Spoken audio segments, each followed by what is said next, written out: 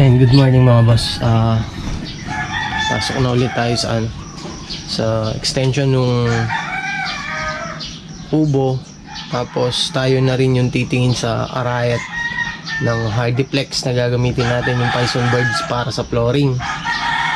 Kasi dun daw sa gawin nila mahirap hanapin, kaya tayo na lang hahanap ngayon para mapa-deliver dun. Kung sakali bukas mailagay na natin or mamayang hapon mailagay na natin yung mga Python board. Pasok na muna tayo. Yan, tanong tayo ng Hardiplex dito. Dito yung medyo malapit sa kanila.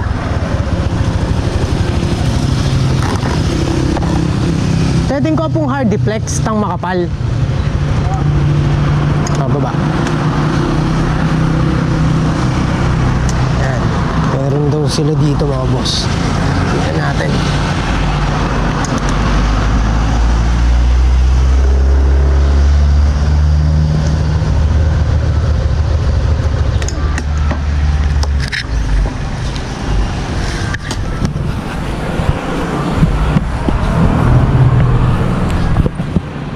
Dito pong 3/4.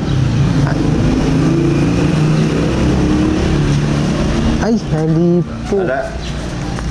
Dito pong 3/4. 3/4 Hardiplex? Wala. Pang-flooring. Wala din pala. Pang 1/4 pang kisame. Ito boss, ano ba to? Flyboard. Flyboard na marine. Hindi. Hindi. May marine kami. 3/4. Magkano yung sa marine? Marine, magkano itong marine? Marinan. 3/4. 1 haba? 1 to po yung plywood marine. Marine. Flyboard dyan. Sige po. Hanap po muna kami noon. Hardiplex po. 3/4 po sana. Pang flooring po. Sige po, thank you po. Yun mga boss, wala din pala. Kumbaga 1/4 lang yung binibigay sa atin. Kaya hindi yun ang kailangan natin. Dapat 3/4 yung kapal. Yan mga boss, time check tayo. 8:30 na. Hanggang ngayon wala pa rin tayo nakikitang Hardiplex na 3/4. Titingnan natin ito kung gusto nila. Titingin na lang sa hardware na malaki sa Dao. Pagka ayaw naman, siguro marine plywood na lang ang ilalagay natin. Tapos vinyl na lang ilalagay kahit hindi na tiles.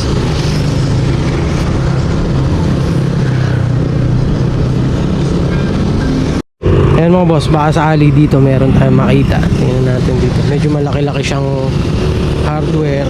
Tingnan natin kung meron silang available na Hardiplex or Python board. Tingnan natin.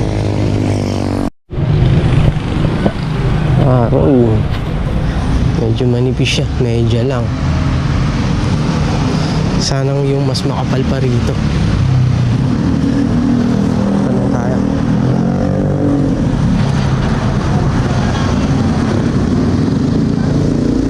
Hardiplex po itong 3/4 yung kapal. 3/4? Apo. Ay, ito lang po. Ito lang po yung pinakamakapal. Hindi pwede. Medyo lang.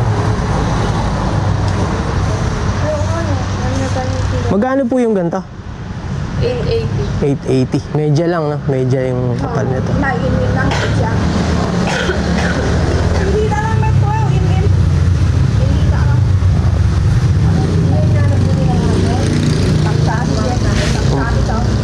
Pansahig. Apo. Sabihin ko lang po muna. Hindi po. Medyo lang. Hindi ubra yun. Mapuputol lang. Pagka ganun lang kanipis yung ilalagay natin. Ayan mga boss, wala tayong nakitang Hardiplex. Baka na lang siguro ikunin natin na to, yung marine plywood. Tapos binil na lang.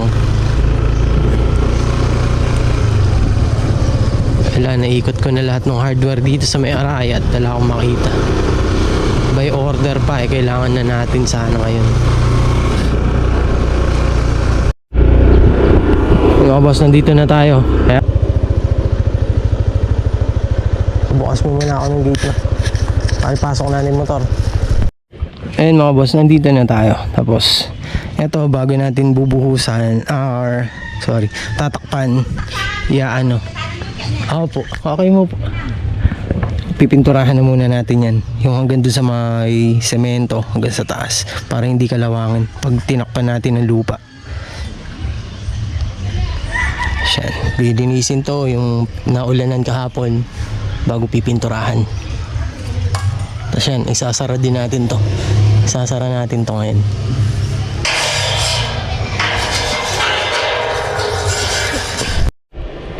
Ayun mga boss, nailagay na natin yung mga pinakapatungan ng plywood. Plywood na lang binili natin, marine plywood. Ayan. Tapos pull weld na lang, tapos primer. Pwede nang ilagay yung plywood natin sa taas para masimulan na yung bubong. Ayan.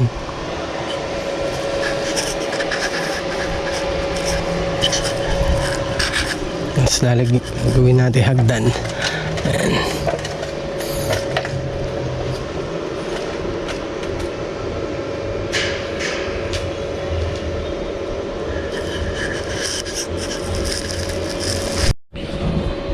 Ayan mga boss, pinipinturahan na lahat para mailagay na natin yung plywood ngayon. Try natin kung kakayanin natin maglagay ng plywood. Kasi yung dito, pinupull weld ko pa lahat, paikot. Pero siya, yung kasama natin, pinaprimeran na lahat yung sa taas. Patong itong ilalim na to, tapos na rin mga primeran. Ayan, nakabuhos na, nakapintura na siya hanggang sa taas. Para pwede ng tabunan. Ayan. Yun na lang, plywood nga yung ilalagay natin, yung marine plywood na 3/4 yung kapal. Ayan.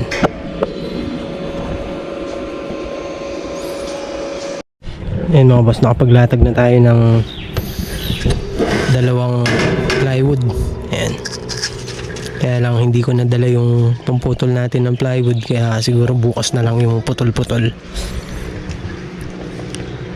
Yun dun. Tsaka dito sa side na to, yun, may nakahanger tayong upuan dyan, naka-squalan pa ganun.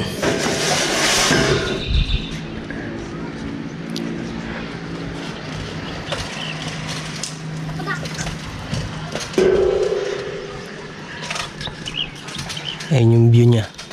Paglabas mo ng kubo ay makikita mo yung bundok Arayat.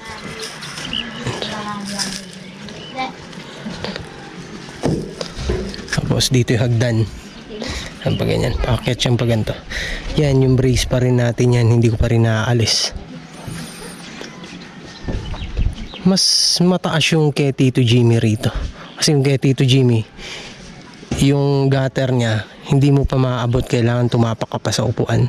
Eto medyo mababa yung gutter niya.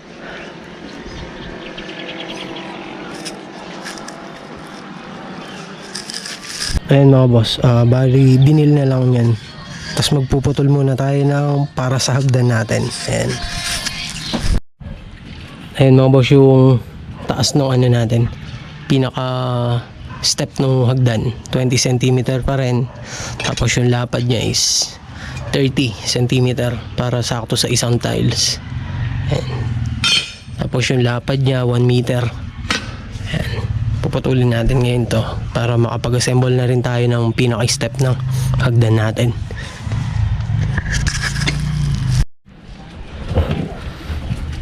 Ayan mga boss, yung plywood na yan siguro bukas na natin mailalagay kasi anong oras na rin naman.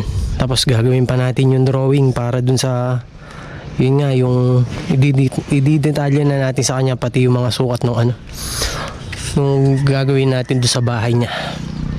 Yung plywood na yan, ayun na yung pati yan na rin yung gagamitin natin sa upuan tsaka pinakasandalan nung nakahanger niyang upuan dito, nakapa-squalang upuan dyan.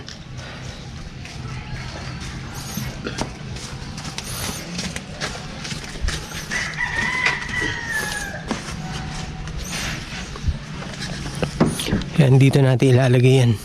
Yung naka-eskwala na yan. Ganda sa likod. Yan. Tapos, dito yung hagdan. Ayan. Paakyat dyan.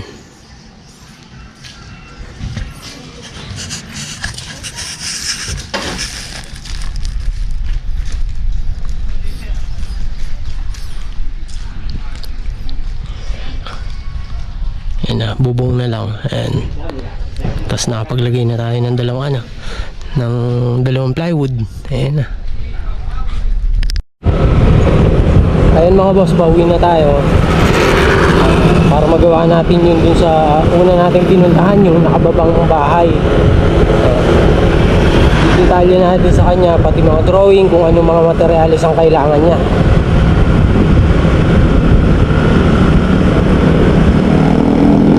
Para masimulan na rin natin, madala natin yung ibang mga kasama natin dun.